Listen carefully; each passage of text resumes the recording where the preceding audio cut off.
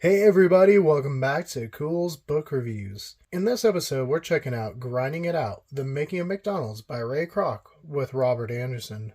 Now perhaps this book seems kind of strange for us to pick. I mean, yes, we have talked about that Roswell UFO-shaped McDonald's twice on our channel before, but that really had more to do with the Roswell flare/Roswell UFO incident. So I promise by end of week, this will all make a lot more sense, as this is actually a piece of research material that we used for an upcoming episode that you'll see at the end of the week. So when I picked this one up, I'm not sure exactly what I was expecting. I knew it was about Ray Kroc and written by Ray Kroc, so I guess I was expecting just how McDonald's came to be. And I guess that's really what we get. You get the story. Obviously, McDonald's is named after the McDonald's brothers, of which Ray was not related. But a lot of people say, without Ray, McDonald's would not be where it is today.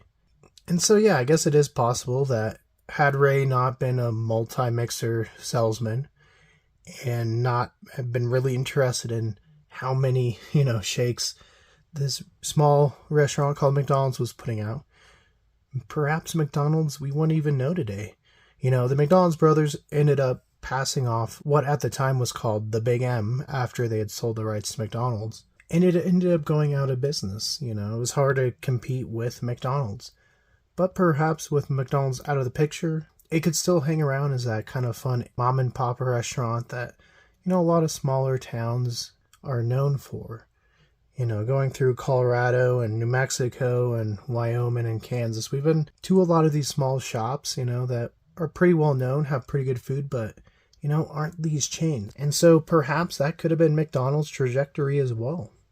Now, in this book, you do learn about Ray before McDonald's. You learn about him growing up, working as an ambulance driver. You see his relationship with his mom and dad. You go through the Great Depression. It is quite fascinating, I will say. You learn a lot before McDonald's.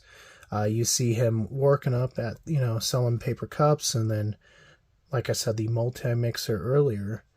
And then that's when he comes across McDonald's. And it's fascinating just how he describes it. Like, what was going on in his mind as he's seeing the system that he just thinks is going to do so well. And obviously, hindsight's 2020, but we obviously know how well it is doing still today.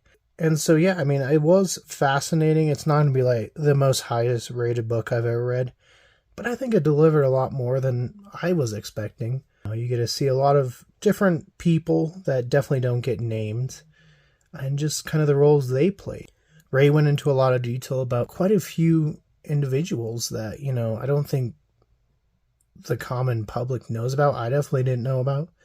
And they played an exceptionally important role in growing McDonald's once Ray had kind of put in place his vision. We can see where different products started with, be it the Big Mac, the Filet-O-Fish, the McMuffin, some of these iconic food staples.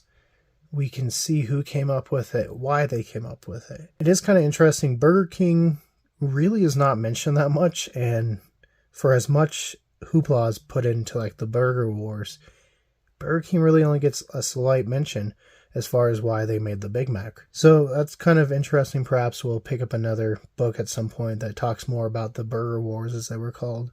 It was also interesting seeing more of his involvement with the Padres, because I obviously didn't know too much about that.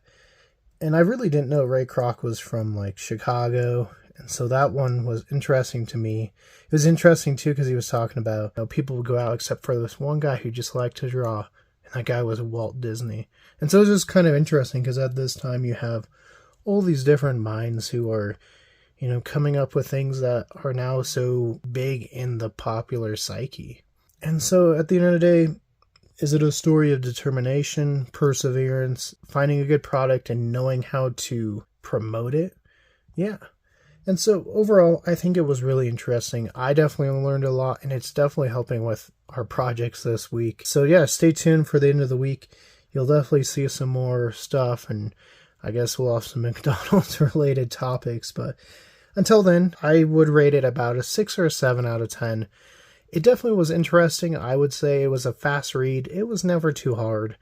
And, you could read this pretty quickly. McDonald's is big enough, even if you don't eat there, you see their symbols, you know the golden arches. You might at least be a little bit interested, especially with the founder that had come out recently, to see what's true and what's not. Now, obviously, this is just Ray Kroc's version. There's also going to be the McDonald's brother version. Like I said, there were so many different people that Kroc had talked about within this book. I'm sure if they wrote books about their time in McDonald's, they would probably have a little bit different ring to it as well. But overall, not a bad book. I actually kind of enjoyed it. I would say 6 or 7 out of 10. I could definitely probably pick this up again if I wanted to. Go check it out if you haven't, and make sure to stay tuned to this channel this week. It's going to be a fun one. But until next time, if you want to see more Cool's book reviews, click that link to your left.